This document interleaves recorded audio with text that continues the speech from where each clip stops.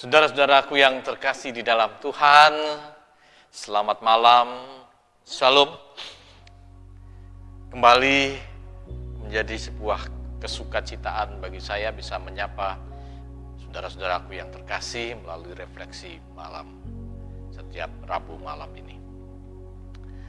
Saudara-saudara, terkadang kita karena kepentingan tertentu menjadi sebuah ukuran atau menjadi sebuah alasan untuk kemudian membangun yang namanya relasi, pertemanan, perkawanan, kerjasama, bahkan sampai ke persahabatan. Kepentingan-kepentingan ini menjadi motivasi sekaligus alasan kenapa si A berkawan dengan si B berkawan dengan si C berkawan dengan yang lain dan seterusnya. Jadi sekali lagi ada kepentingan-kepentingan tertentu yang kemudian menjadi dasar alasan motivasi perkawanan. Terkadang dan mungkin bahkan juga sering perkawanan itu kemudian berakhir ketika kepentingan-kepentingan tadi juga berakhir. Kepentingan sudah tercapai, lalu ya untuk apa lagi merawat perkawanan itu? Hanya ala kadarnya saja, hanya sekedarnya saja. Karena apa lagi? Karena nggak ada alasan lagi, karena kepentingannya sudah tercapai. Mungkin nanti kalau ada alasan, ada kepentingan lagi, maka baru kemudian dibangun lagi kemitraan itu, atau hubungan itu, atau pertemanan itu, persahabatan itu. Sampai pada akhirnya kepentingan tadi tercapai, lalu semuanya berakhir dan perkawanan tidak lagi menjadi penting. Kenapa? Sekali lagi yang terpenting tadi kepentingannya.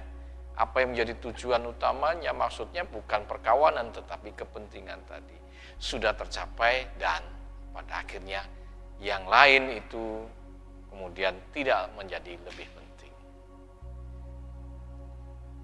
Saudara-saudaraku yang terkasih di dalam Tuhan, perkawanan yang seperti itu pada akhirnya adalah perkawanan yang hanya dilandaskan kepada ego masing-masing. Perkawanan yang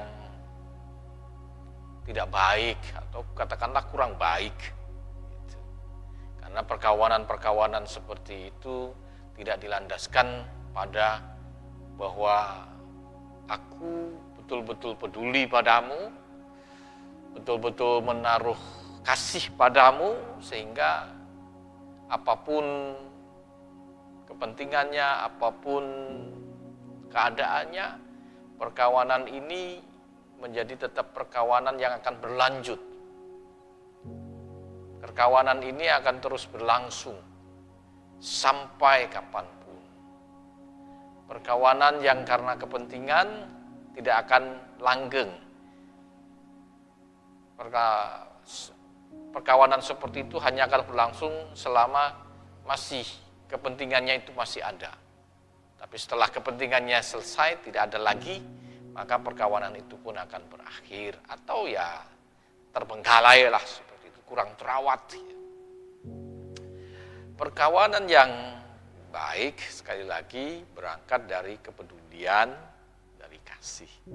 Karena perkawanan yang seperti itu sekali lagi keadaannya apapun tetap akan berlangsung perkawanan itu.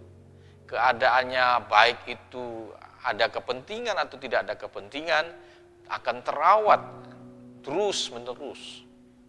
Karena sekali lagi landasannya bukan lagi kepentingan tetapi karena pedulian, kasih satu terhadap yang lain.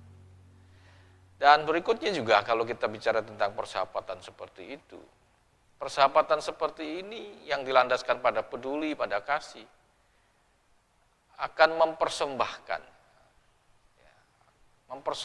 yang terbaik bagi persahabatan itu, bagi sahabatnya juga.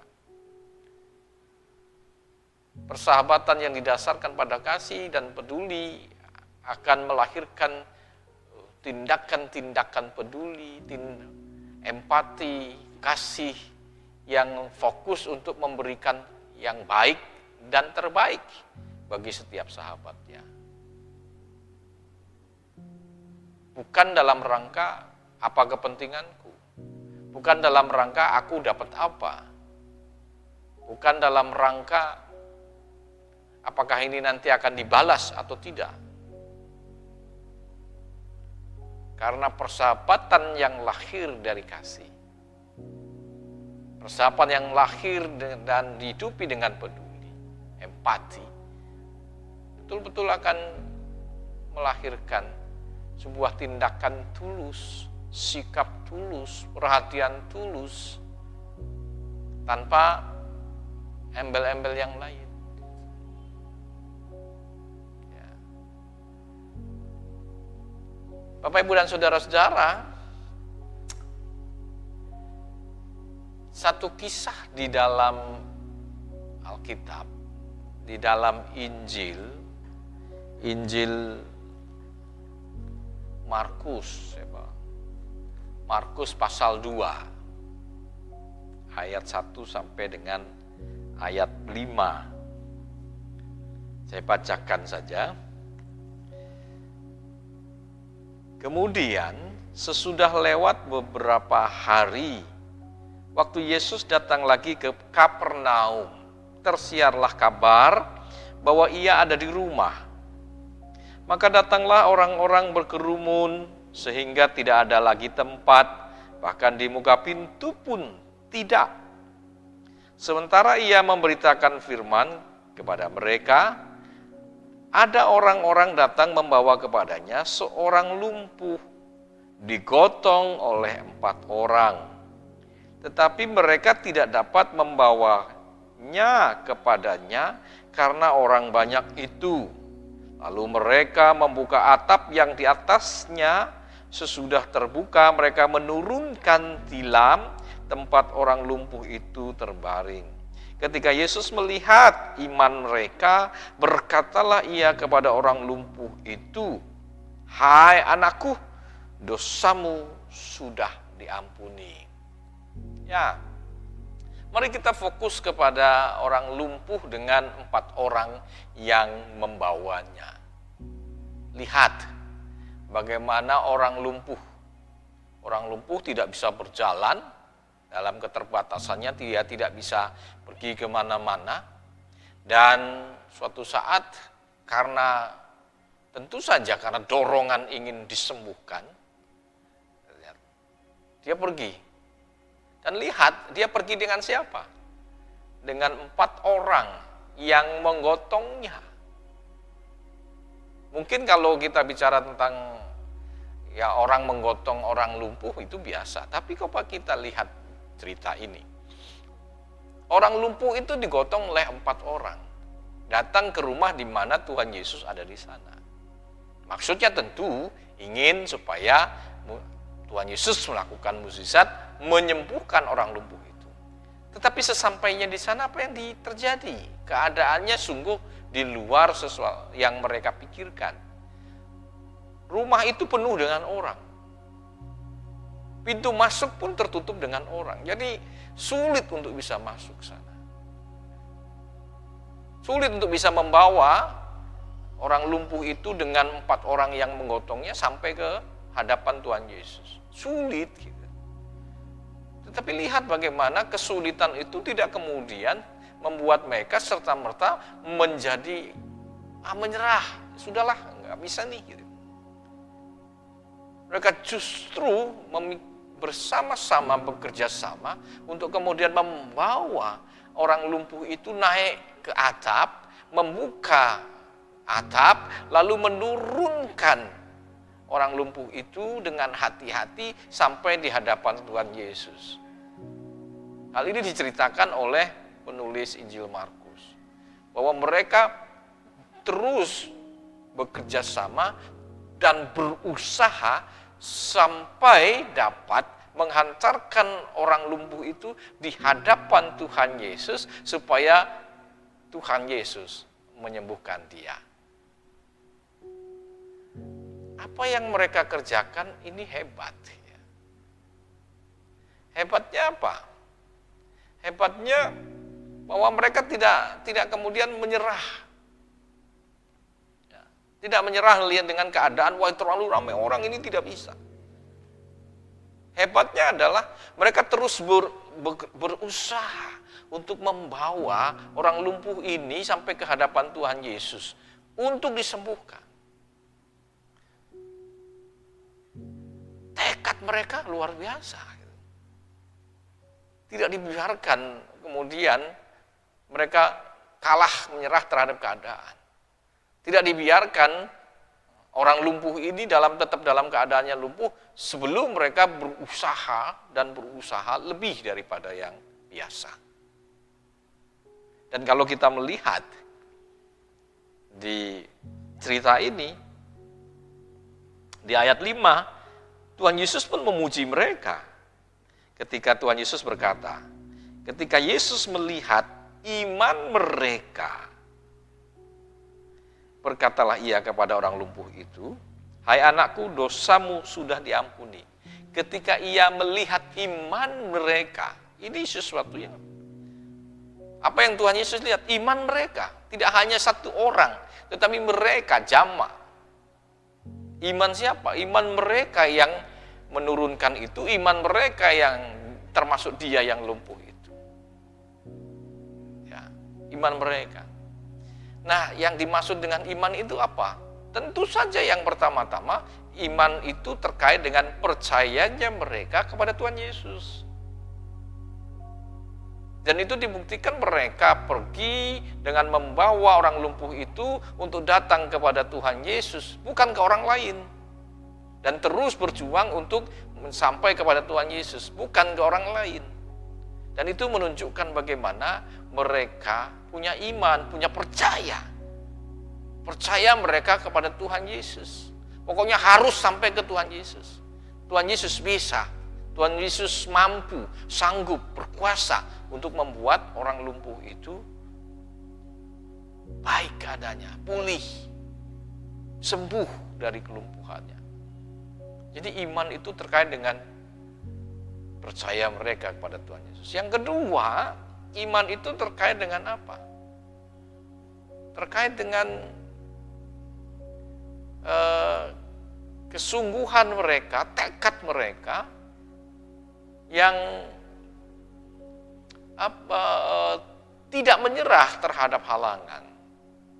Ketika mereka datang ke rumah itu dan sudah penuh sesak rumah itu, mereka tidak bisa masuk, mereka tidak kemudian menyerah. Mereka terus berusaha, bahkan sampai memanjat ke atap, menurunkan orang itu dan menghantarkan orang itu sampai di hadapan Tuhan Yesus. Iman itu menunjukkan bagaimana tekad mereka, kemauan mereka, kerjasama mereka, usaha mereka untuk menghantarkan sahabatnya, orang lumpuh ini, untuk sampai di depan Tuhan Yesus. Itu iman mereka. Iman yang dalam konteks yang berikutnya, iman ini juga berarti apa? Peduli mereka, kasih mereka. Kepada siapa? Kepada orang lumpuh itu juga.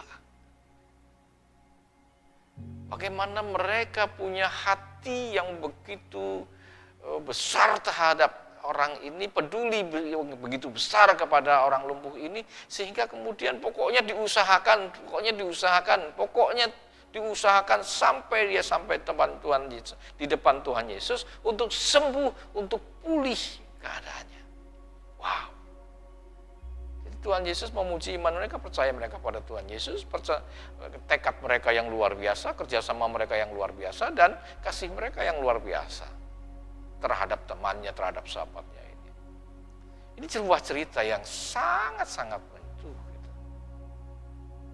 sangat-sangat memberi kita suasana yang wah hebat ya, wah luar biasa ya.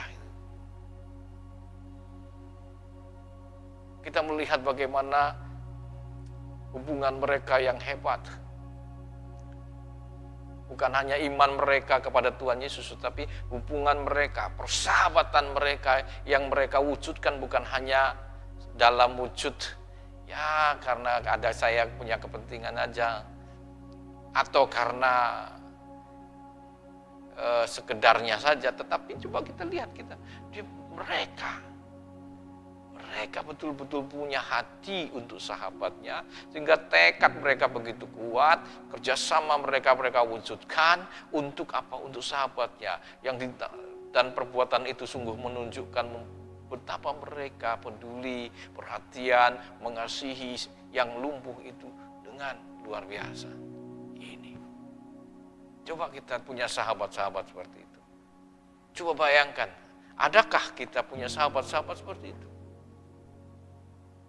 Sahabat-sahabat yang peduli terhadap keadaan kita. Sahabat-sahabat yang punya hati untuk memperjuangkan kita. Sahabat-sahabat yang tidak menyerah terhadap keadaan hanya untuk membawa kita dipulihkan. Membawa kita diangkat. Membawa kita dalam keadaan mendapatkan keadaan atau menjadi baik dan lebih baik. Bayangkan seperti itu. Sungguh indah kalau kita punya sahabat-sahabat seperti itu. Sungguh baik kalau kita punya sahabat-sahabat yang seperti itu. Dan kita juga menjadi sahabat seperti itu terhadap mereka. Sungguh hebat. Karena dengan demikian, di waktu kita senang, kita bisa berbagi kesukacitaan dengan mereka. Tetapi di saat kita terpuruk, kita tidak kehilangan orang-orang yang selalu memberikan dukungan, motivasi, penghiburan, bahkan sampai memberikan diri mereka untuk mengangkat dan memulihkan keadaan kita baik kembali. Berbahagialah orang-orang yang punya sahabat-sahabat seperti orang lumpuh tadi. Punya sahabat-sahabat hebat. Sahabat-sahabat yang luar biasa. Sahabat-sahabat yang punya hati, punya kasih kepada dia. Luar biasa. Dan tentu saja kita sebagai manusia, sebagai makhluk sosial, kita tidak bisa. Kita mau tidak mau kita butuh yang lain. Mau tidak mau kita memerlukan yang lain. Mau tidak mau. Kita tidak bisa katakan, wah saya hebat, saya bisa hidup sendiri. Saya terbukti tidak ada satu orang pun yang bisa seperti itu. Bisa hidup tanpa orang lain. Tidak bisa ada orang yang hidup tanpa dukungan, bantuan, pertolongan orang lain. Tidak ada. Nah, kisah ini tentu saja menjadi sebuah pelajaran indah bagi kita. Pelajaran untuk bagaimana kita juga sudah selayaknya untuk terus menghidupi persahabatan-persahabatan itu. Kita punya sahabat-sahabat, teman-teman yang begitu akrab, dekat dengan kita. Kita punya mereka yang ada di sekitar kita, yang menjadi bagian dari hidup kita. Pelajaran dari firman Tuhan, dari cerita tentang orang lumpuh yang dihantarkan oleh 4 orang sahabatnya kepada Tuhan Yesus ini menjadi sebuah pelajaran bagi kita untuk yang pertama. Bangunlah persahabatan bukan karena kepentingan.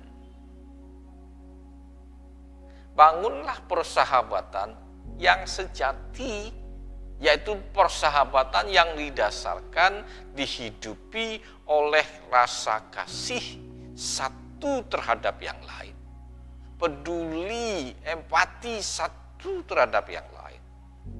Persahabatan seperti inilah persahabatan yang tulus, persahabatan yang akan mengantarkan kita untuk mewujudkan persahabatan yang langgeng, karena kepentingannya apa?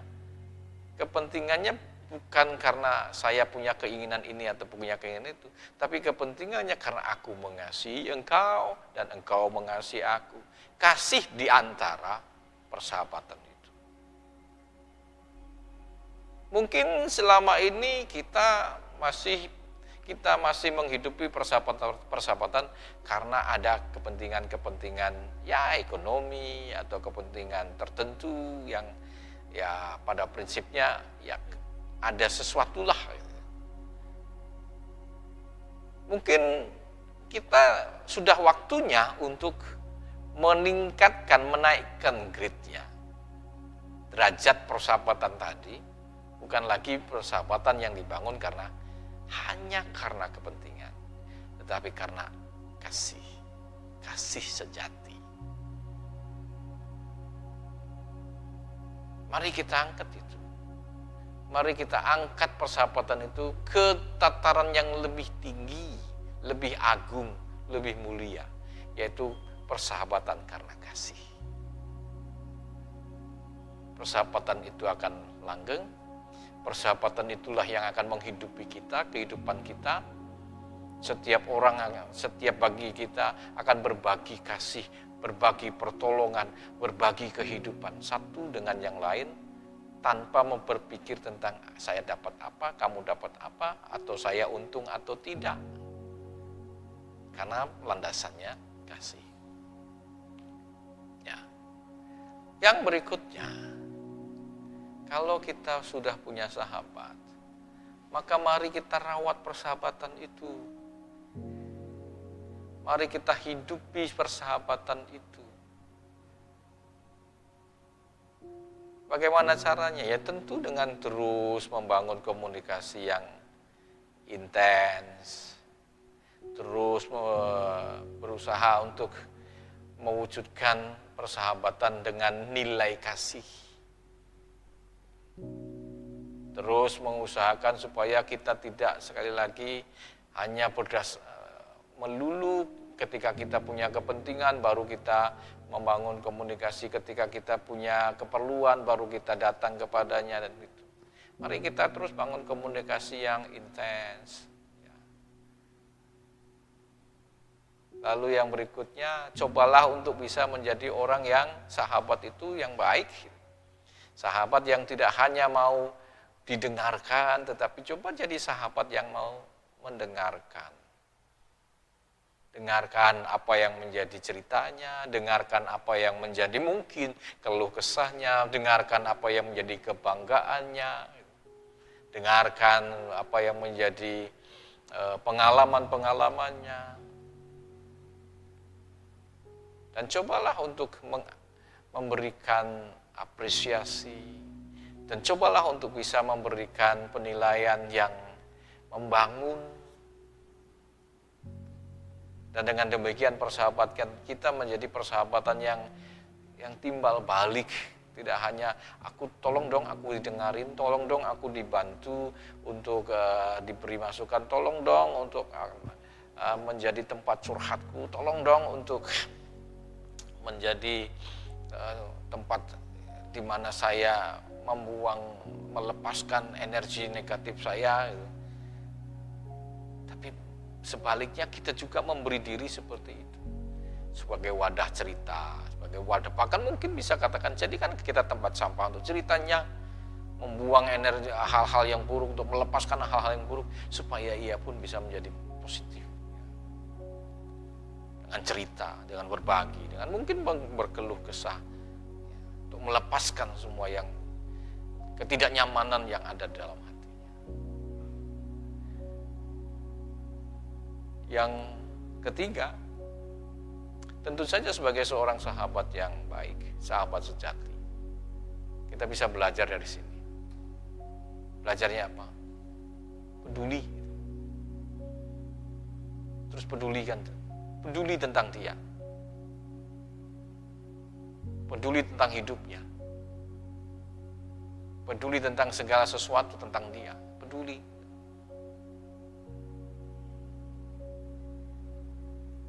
Karena peduli itulah yang akan menghantarkan kita untuk berbuat seperti mereka, seperti sahabat-sahabat orang lumpuh tadi, memperjuangkan hal yang baik, terbaik untuknya.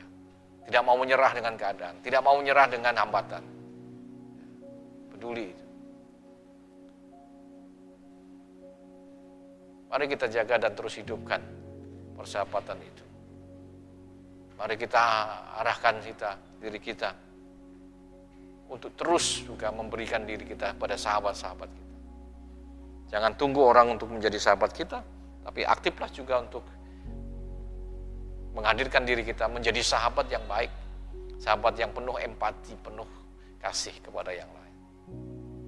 Jadilah seperti Tuhan Yesus yang bersedia dan menyediakan dirinya menjadi sahabat bagi semua orang. Bahkan sampai menyerahkan nyawanya bagi sahabat-sahabatnya. Mari kita raih kehidupan yang menyenangkan, menyukakan kita semua. Dengan terus membangun persahabatan dengan semua orang dan meningkatkan persahabatan terus kepada titik terbaik, yaitu persahabatan oleh karena kasih, peduli, empati, yang sungguh, yang sejati, yang tulus. Mari kita jalani kehidupan ini menjadi kehidupan yang menyenangkan bersama dengan sahabat-sahabat yang terkasih. Kiranya Tuhan terus menolong kita untuk terus membangun persahabatan dengan semua orang dalam kasih sejati. Amin. Mari kita berdoa. Kami bersyukur Tuhan bahwa Engkau telah menghadirkan sahabat-sahabat baik bagi kami. Mungkin kami sering mengabaikan sahabat ini hanya karena kepentingan-kepentingan diri kami sendiri. Tetapi kami belajar dari cerita firman Tuhan ini untuk bagaimana terus menghidupi persahabatan dan bahkan meningkatkan persahabatan ini ke level yang baik, yang sejati, yaitu yang dibangun di atas dasar kasih, peduli terhadap satu dengan yang lain. Tuhan, biarlah kehidupan persahabatan yang kami sudah miliki bersama dengan yang lain, juga dengan Engkau, boleh hidup dan terus hidup semakin baik, semakin nyata dalam kehidupan kami. Buatlah kami mampu juga Tuhan untuk menjadi sahabat-sahabat yang baik bagi semua orang. Terima kasih.